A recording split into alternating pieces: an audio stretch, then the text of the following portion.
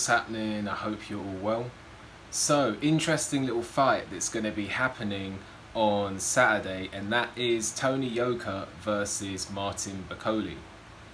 So, looking at the records here, Tony Yoka is 11-0, 9 KOs, and Martin Bakole is 17-1, 13 of the 17 wins coming by knockout. So, Martin Bakole, solid fighter. He is going to be going over to France to fight Tony Yoka.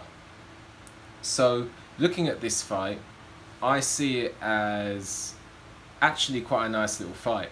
You've got Tony Yoka, the unbeaten prospect, who won Olympic gold in 2016, coming up against a solid contender in Martin Bakole. This isn't just some fringe contender.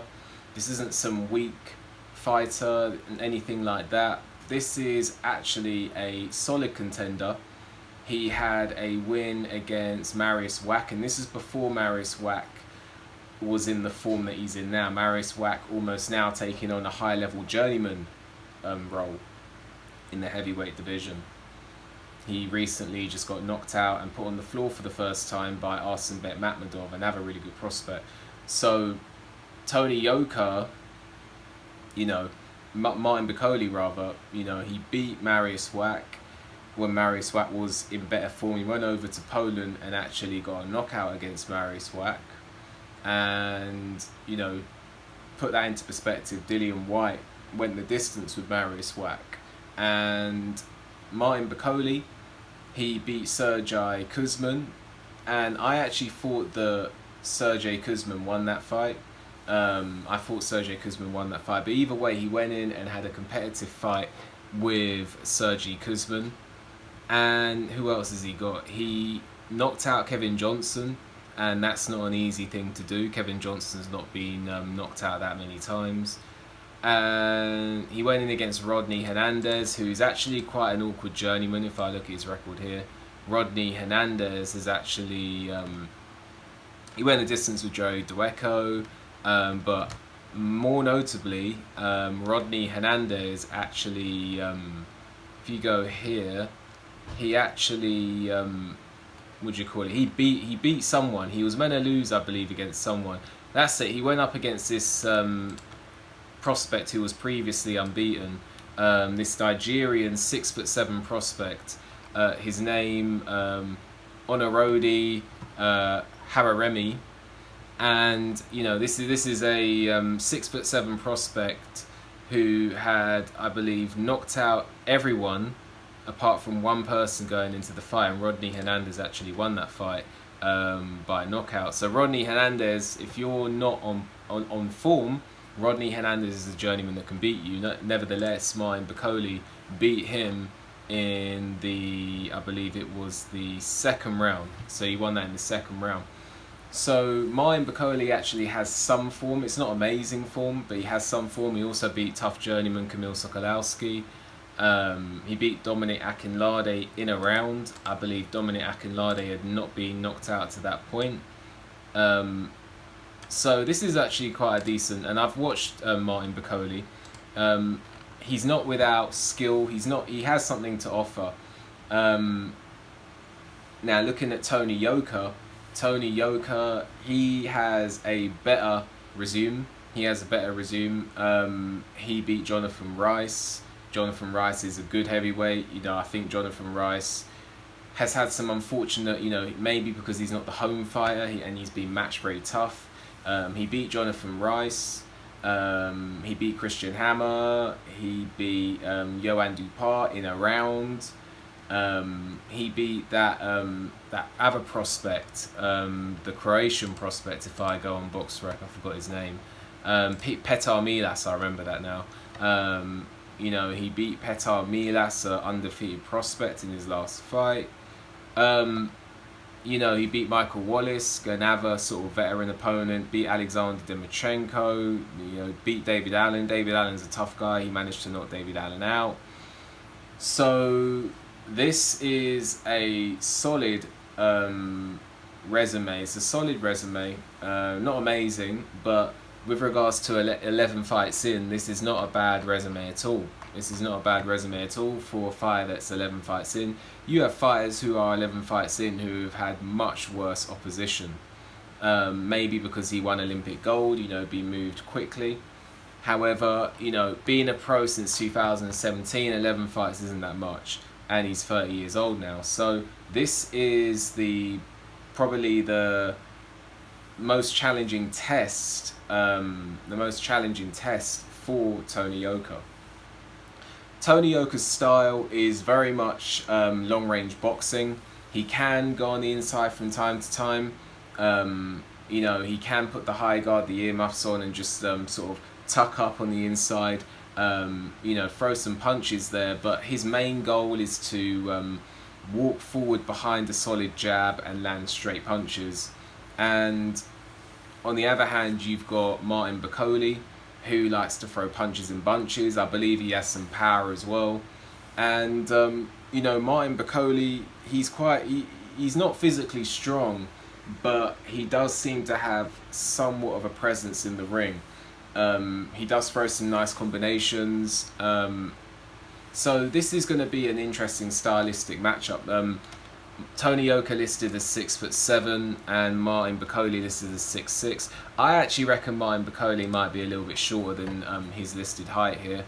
A lot of boxers are listed as taller than they are, to get the fans excited about them. If you hear a guy 6'7", 85-inch reach, the fans are going to get excited. Whereas if they hear 6'2", 79-inch reach, less excited. So that does happen a lot, but I don't think he's too far off that height. Maybe he's about 6'4", 6'4.5", maybe even pushing 6'5".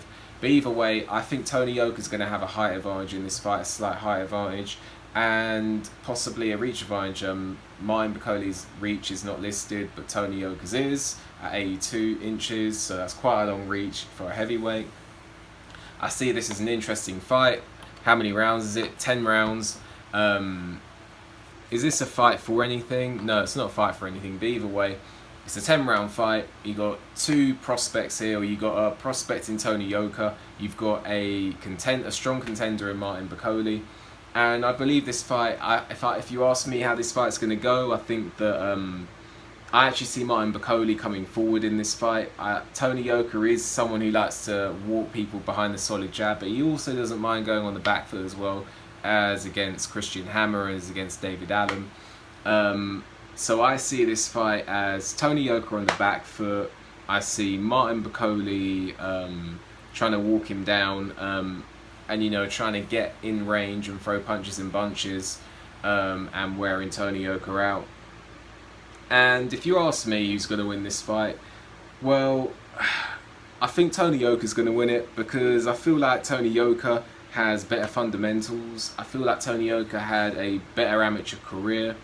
I feel like Tony Yoka, I've heard Tony Yoka's not got the best chin, but something tells me that Martin Bakole lacks the sophistication to really time Tony Yoka and walk him onto a really good shot. Something tells me that Martin Bakole lacks that sophistication.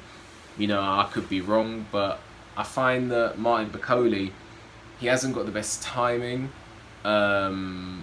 I don't think Martin Bakole has the most educated jab. I don't get me wrong, he has a jab, and it's not the worst jab, but I don't think it's the most educated jab. I don't think Martin Bakole has the ring IQ. I don't think Martin Bakole... I think Tony Yoka can hurt... if you look at Michael Hunter was able to hurt Martin Bakole. I know Martin Bakole was injured in that fight, but if you look at the height disparity between Michael Hunter and Martin Bakole, it's huge. Tony Yoka's even bigger than Michael Hunter by a lot. He's about 5 inches taller, and he's a lot heavier than Michael Hunter. So I believe that Tony Yoka may keep it long, but I reckon Tony Yoka at some point might catch him with a straight right hand. And I can see Martin Bakole being hurt, and the fight being in Paris, I can see the ref jumping in and stopping it. It wouldn't surprise me if this goes a distance. If it goes a distance, I can see Tony Yoka getting it on points. I think Martin Bakole, you know, he's a decent fighter. I think that he's, you know, a good fighter. I think he's a strong contender. I think he lost to Sergey Kuzman. And I think Sergey Kuzman isn't as good as Tony Yoka. That's my opinion. Sergey Kuzman looked better as an amateur, in my opinion. As a pro, he's actually been a little bit disappointing. But I think that Tony Yoka is going to probably knock him out. I think that Martin Bakole's best chance of winning this fight is to really crowd Tony Yoka. I think Martin Bakole, for a tall guy, he can fight on the inside. So if Martin Bakole can get on the inside of Tony Yoka's range and really work on his chest, I think that's his best chance. But I don't think that, you know, I can see the fight more being a fight fought at range with Tony Yoka out jabbing Martin Bakole, and I can see, you know, Tony Yoka setting up a straight right hand that's going to put some hurt on Martin Bakole. But let me know what you think of this fight. It's a nice little fight in my opinion. Let me know who you think's going to win. And you know, this is an interesting fight, so let me know what you think. Let me know if you think like me that Martin Bakole is probably going to get knocked out here, or you know, he's going to lose the fight. Let me know. Like the video, subscribe to the channel, leave a comment. Make sure you hit the notification bell so you get notifications when I make a new video, and I'll see you on the next video.